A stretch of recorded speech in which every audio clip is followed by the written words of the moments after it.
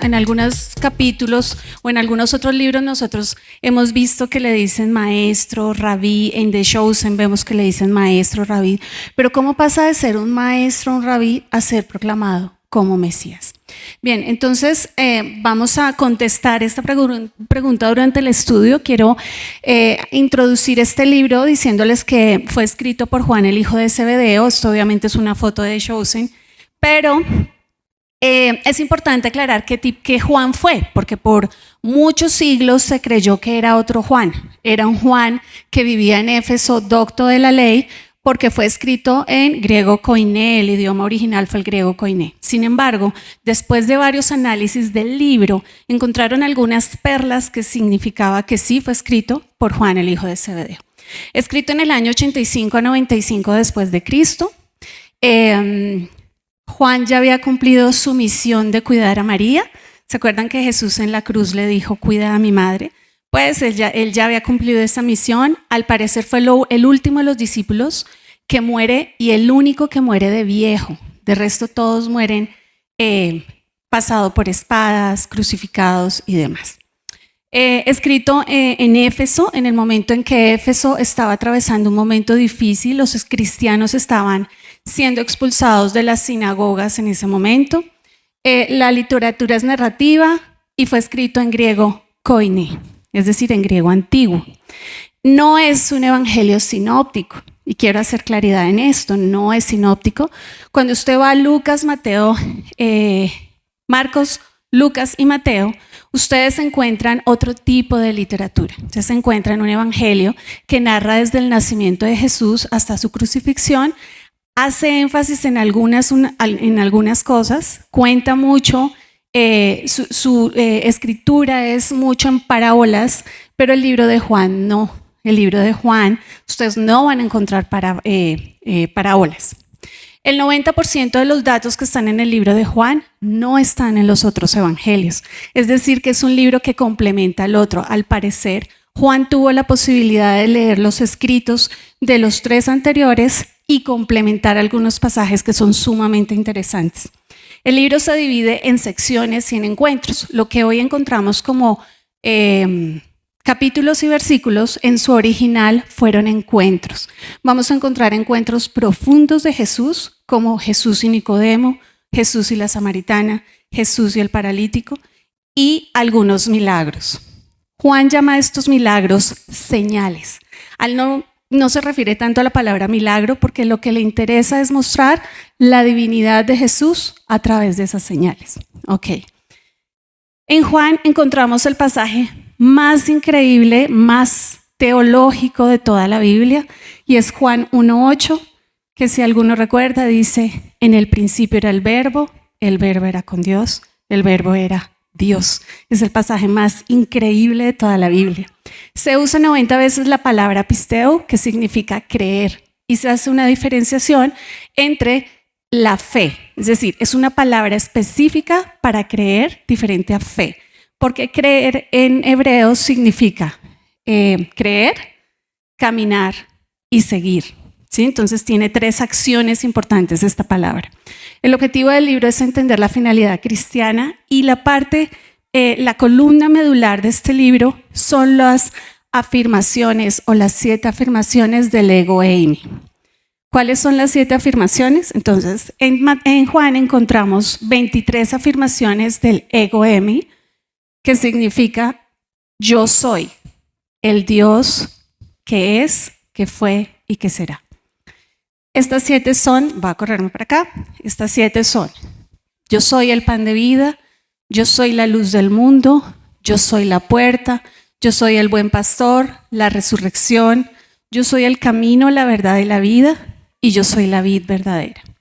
En esas 23 ego eimi que se relatan en Juan, 16 de ellas pertenecen a ego emis generales y 7 de ellas a ego eimi específicas, es decir, yo soy el camino, yo soy la puerta, yo soy la verdad, el camino, verdad y vida. Es importante que en el libro de Juan nosotros encontramos, a diferencia de los evangelios sinópticos, en los evangelios sinópticos Jesús solamente va una vez a Jerusalén, pero en el Evangelio de Juan, Jesús va varias veces a Jerusalén. Lo que me llevó a pensar en este mapa, que es bastante importante y se llama el Camino de la Peregrinación. Era el recorrido que todos los judíos tenían que hacer si querían llegar a Capernaum o movilizarse hasta Jerusalén. En Juan, Jesús pasa por ese camino varias veces. Para los judíos se encontraban tres tipos de camino. Entonces encontramos el camino de la derecha, todo problemas de lateralidad. El camino de la derecha es un recorrido que tarda de 5 a 7 días. Era seguro y hospitalario, porque si lo ven está rodeando, digamos, bordeando el río.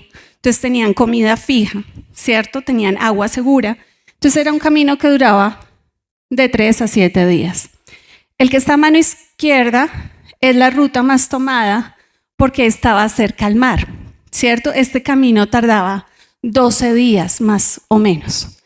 Y el camino del centro, el blanco, es el camino, era la ruta más corta, pero era la ruta que pasaba por Samaria.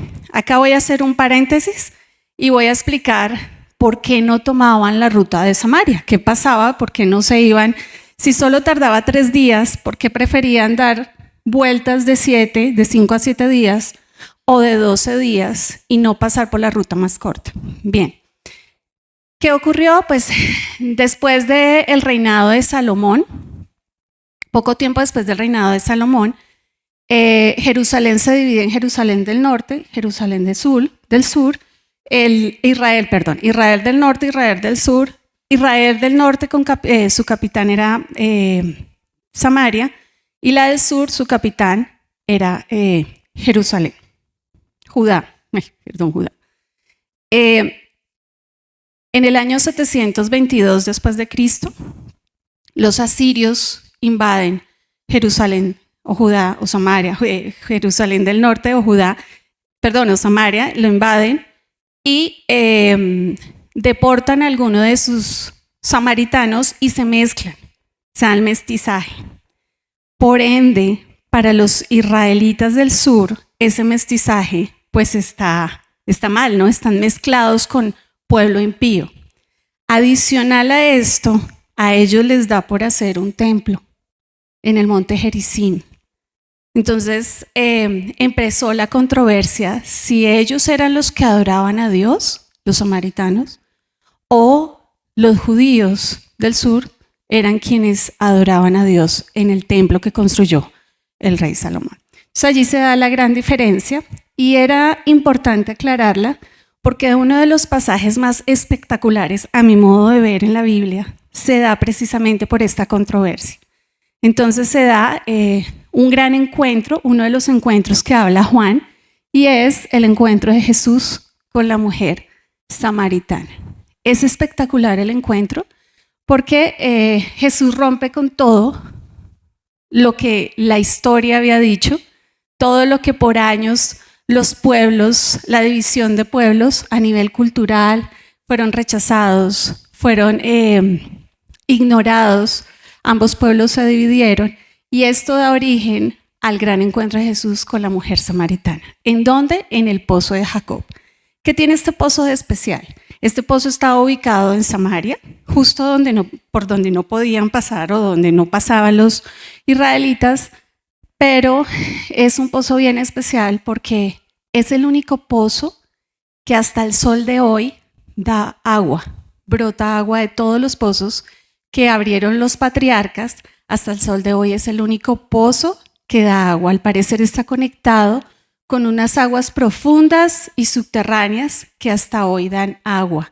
El único momento en que ese pozo se secó fue exactamente en el momento en que José, si ustedes recuerdan, hubo una gran sequía y los israelitas tuvieron que salir a Egipto. Fue el único momento y fue algo premeditado por Dios, que ese pozo se secara y luego nuevamente floreció o brotó agua de subterráneas para abastecer a Samaria. No está incluido dentro de los gran yo sois. Este es un encuentro importante, pero no tiene un gran yo soy específico. Es un yo general, que quiere decir el que te habla a ti. el que es específico a tu necesidad. Y habla de la abundancia del agua y del agua a través del pozo y de cómo Dios nos quiere dar su gozo. Y lo más importante y lo más increíble de este pasaje es que responde a la pregunta inicial que les hice y muestra una gran progresión, que los teólogos hablan progresión entre judío, profeta y Mesías. Si ustedes recuerdan, la mujer samaritana le dice, tú eres un judío. Le dice, tú eres un maestro. Finalmente se va y dice, tú eres el Mesías. Voy a proclamarlo. Luego ahora les voy a hablar de otro gran milagro. Acuérdense que el libro se separa entre señales o milagros para nosotros, señales de la existencia y divinidad de Dios para Juan, y el otro son encuentros profundos y conversaciones profundas que Dios tiene con algunas personas. Este en particular es bien interesante, lo leímos, lo estamos leyendo y es cuando Jesús camina sobre las aguas. Quiero contarles que para mí fue muy difícil dejar de hablarles de pasajes muy interesantes como la sanidad del paralítico de Betesda o de la multiplicación de los 5,000. Más adelante van a profundizar en ese Go Eimi, que es el pan, yo soy el pan de vida, pero traje porque es bien interesante. El escenario de es cuando Jesús camina por las aguas. Se da en un mar que está ubicado a 210 metros bajo el nivel del mar. Es un mar que está abajo, rodeado de montañas. Quiere decir que los vientos se mueven fuerte y sus aguas cogen gran movimiento debido a los vientos. Cuando Jesús camina, algunos críticos teólogos dicen, es que Jesús estaba en la orilla y caminar sobre la orilla pues es muy fácil. No, al parecer Jesús estaba adentro unos 3 o 4 kilómetros de la orilla. ¿Cómo se sabe? Porque las barcas allá, como los vientos son tan fuertes, cogen una velocidad a la profundidad muy rápido. Entonces, al parecer, los discípulos estaban a 3 o 4 kilómetros de la orilla cuando Jesús se acerca. Ahora, Jesús demuestra su control y naturaleza y empiezan a gritar. Si ustedes recuerdan en el pasaje, ellos empiezan a gritar con miedo porque según los expertos, quienes han estado en el mar de Galilea, dicen que es un mar agresivo, o sea, que se siente susto estar ahí.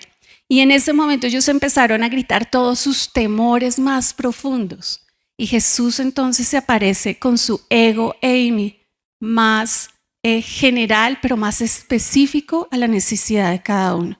Y les dice, yo soy, ¿sí? El gran yo soy.